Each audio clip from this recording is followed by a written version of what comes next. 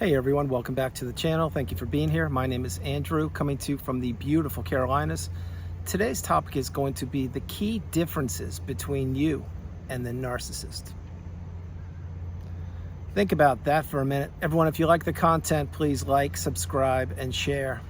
So there are so many differences between you and the narcissist, and I will jump right into it right now. First, and at the top of that list, is you have the ability to love. You can love, you do love, you can fall in love, and you want the best for people that you do love. The narcissist cannot love. They can fake love, and they can fake that they are in or were in love with you. That is what they do when they place you in the trauma bond. That is what they do when you are in that euphoric / love bomb stage. They are fake loving you. They are bombing you with fake love. That is why it is called the euphoric stage or the love bomb stage, because everything in that period of time, it seems too good to be true because it was too good to be true. Before you met the narcissist, and if you did experience the love bomb stage, you know that you had never been treated like that before. You know that you were on a roller coaster of emotions. You were going super high and at times you were dropped super low, but that was all on purpose. That is what the narcissist does by default. That is what the narcissist does by design. That is a key difference between you and the narcissist. You can fall in love, they cannot. Not with you, not with the new supply. They don't love anybody. They don't even love themselves. They tolerate themselves because they don't know what it feels like to love. Another key difference would be empathy. I am certain you have a high level of empathy because you're in the community and you're on the channel. And the narcissist doesn't have empathy. What they want is they wanted to take your empathy from you. You could actually even be an empath. And yes, again, for all of you who believe that empaths don't exist, all you need to do is say to yourself, does narcissism exist? Well, it does. And then on the opposite end of that spectrum, you would find me, the empath. And now I'm an educated empath, and then my hope is that's what you're becoming. But if you have a high level of empathy, the narcissist loves this because the narcissist does not have empathy. They can fake it, but what they want to do is take it from you.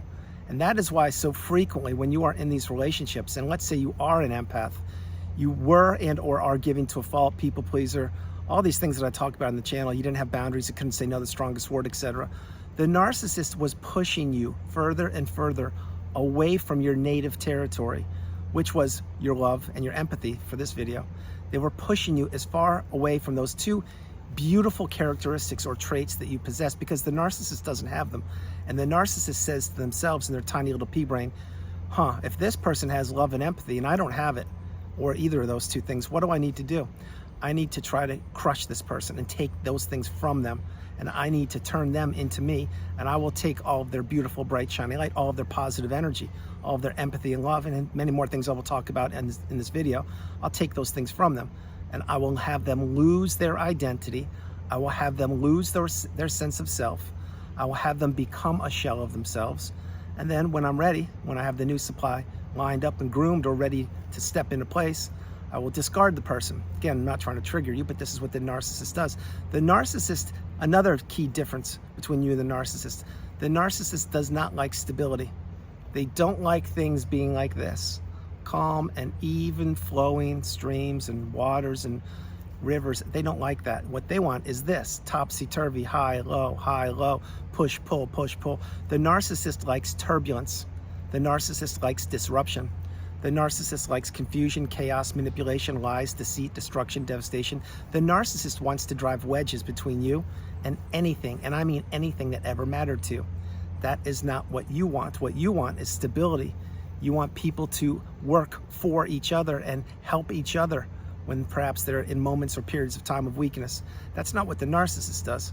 The narcissist wants to make sure people get as low on the vibrational totem pole as possible, lower or equal to where they exist in that low vibrational quagmire state. And they accomplish this so frequently. Day in and day out, there are people who are entering the narcissistic relationship who have no idea about it. There also are people who are being discarded who don't even know what just happened, but what they do know is their life just went sideways, and they're gonna have to figure out or get that needle in a haystack that perhaps they were in a relationship with a narcissist. They were probably in a toxic relationship, to say the least, but these people are gonna have to do what you did. They're gonna have to dig deep within themselves, and they're gonna have to figure out what narcissism is and find that needle in a haystack. That's what you did, or that's what you're doing, and that's certainly what I've done. Another thing that the key difference between you and the narcissist is the narcissist doesn't want you to heal. And they don't want you to figure out what narcissism is. And they do not want you to put yourself back together. Those are three huge things that you either have done or you are doing or you're about to do. And the narcissist doesn't want you to do any of these things. The narcissist wants to keep you stuck and trapped in the devaluation stage. They want you existing in the narcissistic fog. They want you pining for them, thinking about them, wondering where they are, who they're with. Did they love you? Do they love you? Can they change? Should you have done more for the relationship? Did you do everything you could have? What if you didn't do A, B, and C? Could you have been in that relationship a little bit longer? Well, I'll tell you all these things. Those are all things that the narcissist wants you thinking about, but the last one I will focus on for a moment. If you did some things differently in that relationship, maybe you didn't stand up for yourself or put up a boundary, would you have still been in it? I can't say yes or no. What I can say is probably the relationship would have been extended. But all that would have meant is you would have been under the tethers, under the chains of the narcissistic abusive cycle. And you would have had a bigger price to pay because let's say that relationship that you were a part of, let's say you didn't do a certain thing or things to remove yourself from it. Well, if that didn't happen, maybe you stayed in another couple months, maybe a year, I don't know. But that would have been another couple months or year longer that you would have been in the cycle. And who knows where you would have been. So that is why so frequently during one-on-one sessions I have with people, when this topic comes up, hey, could I have done more? Should I have done more?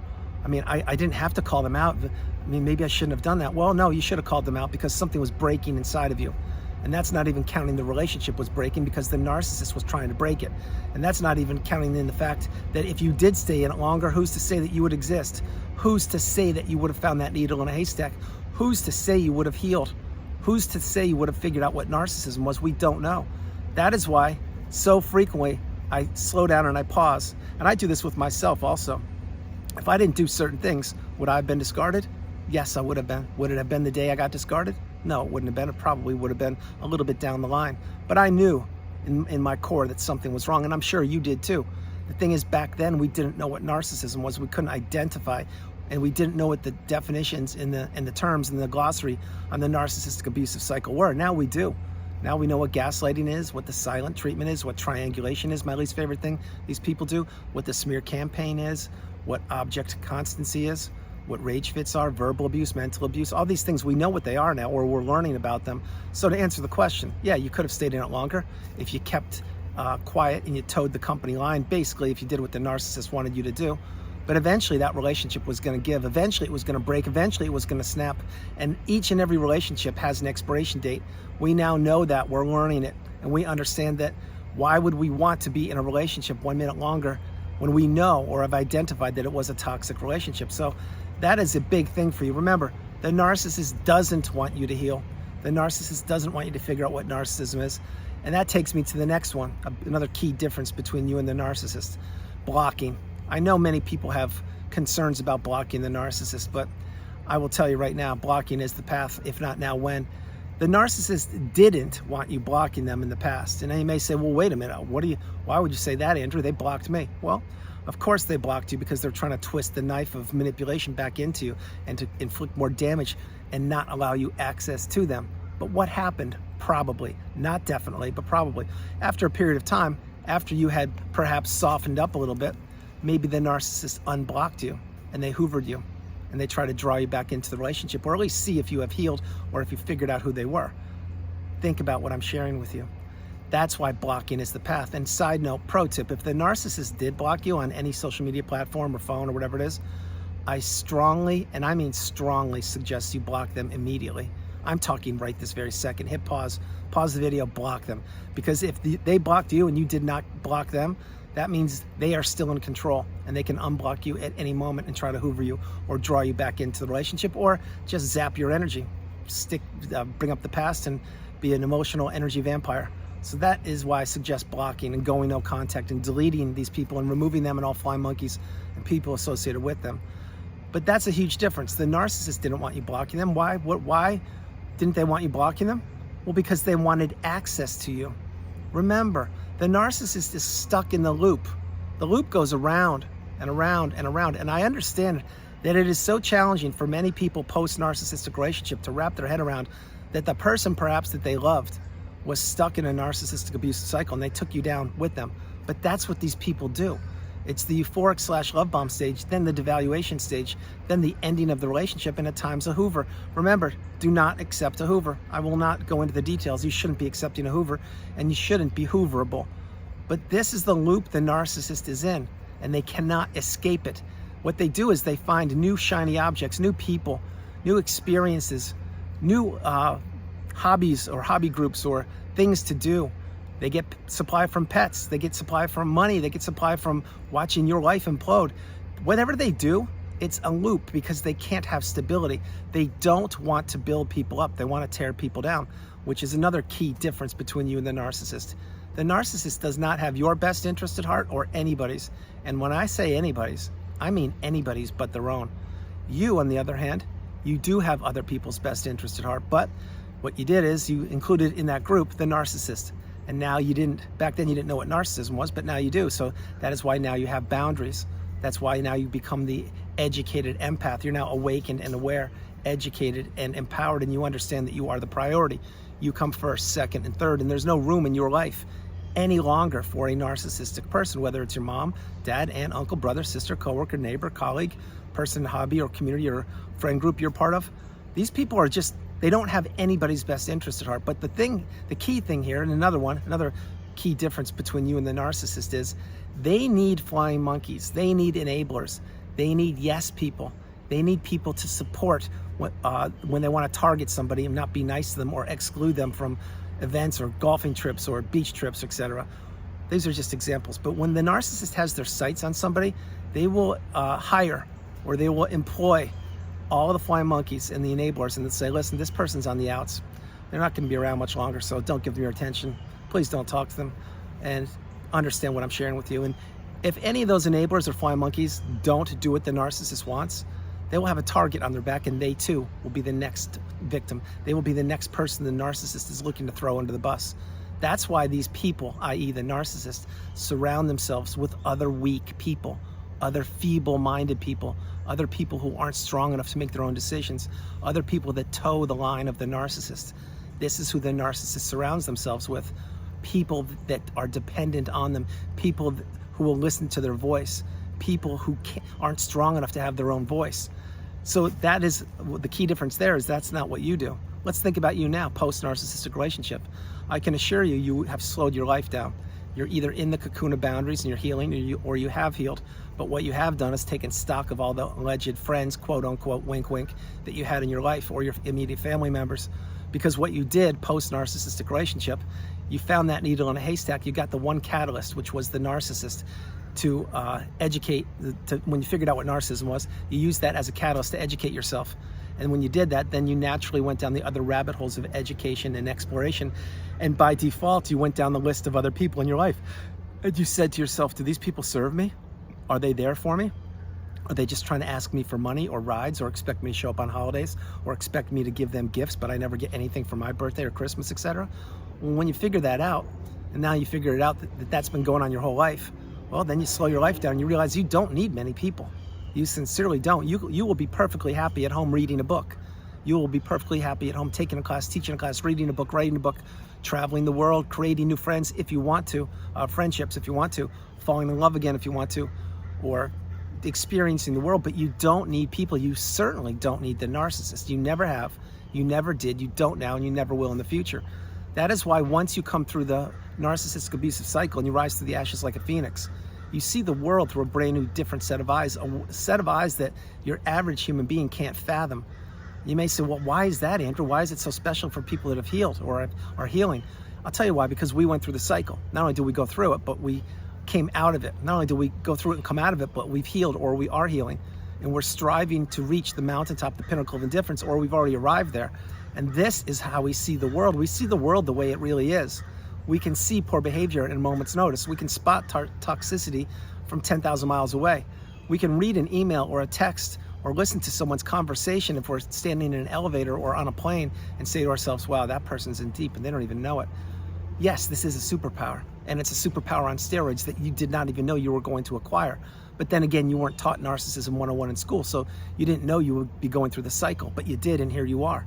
That is why you've risen through the ashes like a phoenix. That's why you're in the third version of you, the strongest, most galvanized version of you known to humankind. It is rarefied air.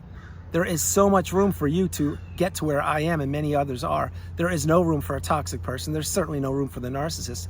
There is all the room in the world for the people who have healed or who are really doing the deep dive within themselves and are healing.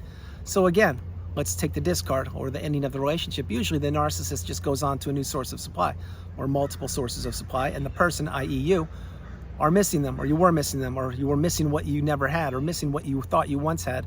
Well, eventually, after you begin to process things and you practice radical acceptance, you really slow your life down and you say, wait a minute, that new supply, they're not getting it any better than me. They may actually be a narcissist themselves. They may actually be a pawn or a puppet. They are getting it worse than I am, because the person that I was in the relationship with is aging, and maybe they have become or are becoming the aging narcissist, which is not a pretty sight to see. The narcissist gets worse over time. They do not improve. They want to continue to destroy people's lives up close and from afar. They don't want to build or grow. They weaponize money against their own kids or grandchildren or great-grandchildren or their ex-spouses, because these aging narcissists, which is another key difference between you and the narcissist, you aren't the aging narcissist. You will age gracefully and you'll be proud of the wrinkles and the gray hairs you have and all the wisdom you've acquired. That's not what the narcissist does. They just continue to do what they do and put on as much fakeness as they can and try to get more supply from people. But the narcissist weaponizes and financially abuses so many people, specifically later in life, if they have the ability to. And I'm not going to focus on that for this video, but if they have a lot of money, they will withhold it unless people come see them for the holidays. If they have a lot of money, they won't do anything or give it to the kids or grandkids unless the kids or grandkids do what the narcissist wants. And flip it. Let's say the aging narcissist doesn't have money. Well, then they're going to play the victim card to their own kids and say, hey, I gave you life, I raised you, what's your problem? You owe me. Without you, without me, you wouldn't be on this planet. And that's why the aging narcissist is somebody, again, run for the hills, stay away from these people. They don't improve, they only deteriorate. So these are some of the key differences between you and the narcissist.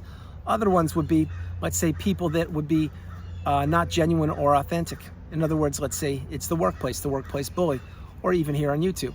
There are people that pirate my work and people that claim that I'm reading from a script, etc., which I'm not. I never have and I never will. Any of you get people that know how I work in one-on-one sessions, it just, all the energy and the words flow through me. It comes from above and it flows through me. It always has and it always will. And I'm very fortunate to have the energy and the words flow through me. But see, someone who would say that, you're reading from a script, Andrew, what, can you just not do that? Or use the why are you using the teleprompter, etc.? It's comical to me. The reason it's comical is because those people are probably narcissists themselves. They're trying to get a rise out of me. It doesn't work. I can see right all through all of you people. But that's an example. Another one is the workplace bully or the toxic narcissistic boss. These people will have you work for them or with them, and they will take your work as if they did it for themselves. And they will pat themselves in the back and take credit, and they will get that trip to Tahiti or the corner office or the promotion, or they will take your pay raise, but they will give you nothing usually. And I mean nothing, but they will keep you strung along. Hey, I think I can get you that promotion next year if you stick around a little bit longer. Or, you know, that corner office just filled up, but maybe in 3 years if you keep on doing what you're doing. Oh, and by the way, I'm going to give you 2 more people's workload. If you get that done, maybe I can help you out. This is what these people do. So before I close the video, because there's a little audience gathering behind me here, understand there are key differences between you and the narcissist, and they are night and day. The narcissist is night, you are the day. The narcissist is a low vibrational creature, you are a beautiful, bright, shining light. The narcissist is a moth, you were the flame. The narcissist was drawn to you like a flame. The narcissist wanted to capture your energy. They wanted to capture your beauty, your intelligence, your empathy, your love, your humility, everything, and they wanted to crush it. They wanted you to stay lower than they were, and they wanted you to never break the chains of the narcissistic abusive cycle, but you've done it, or you're doing it. So everyone, that's the video. I hope you liked it. I loved doing it from the beautiful Carolinas. This is Andrew. Namaste. Have a great afternoon, evening, or morning, no matter where you are on the planet. You are not alone. Remember that. You are not alone. God bless you all. I love you. No matter what people say, no matter what people do, you need to understand a few things. 1, actions speak louder than words. 2, narcissism is prevalent. 3, you need to have boundaries. 4, you are the polar opposite of the narcissist. Number 5, the narcissist was trying their best to zap your energy and anything that made you you, while driving wedges between you and anything that mattered to you, while financially abusing you, mentally abusing you, physically abusing you at times, spiritually abusing you, every way possible, emotionally abusing you. But you know what? They failed. They failed miserably because you're here in the community. You're on the channel. You're getting your cup full. You're paying it forward. You are understanding that you are so valuable. And the narcissist took their best shot at you, and they honestly did not think you would make it, but you did. And here you are. So that is why you are totally different than the narcissist. The narcissist will always vibrate in that low state. They can only elevate when they steal people's energy and their beautiful, bright, shining light. And that's what they did with you. That's what they did with me. But they are no longer doing that with you, and they're certainly no longer doing it with me. You see, the narcissist is a thief. They are a parasite. They needed a host. And unfortunately, for a period of time, that was you and it was me, but no longer is that us. We now have boundaries. We can now say no, the strongest word in the English language. And remember, when we say no to something or someone, we are saying yes to ourselves.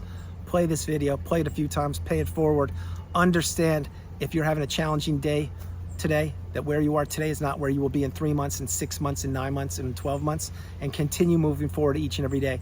I'm sending you a huge virtual hug from the beautiful Carolinas. Understand how valuable you are, understand how needed you are, and understand that you will get through this. Understand this is the path. Don't stop. Don't ever stop. I love you all, and I'll talk to you tomorrow. And again, no script. Nice try, everybody. Bye.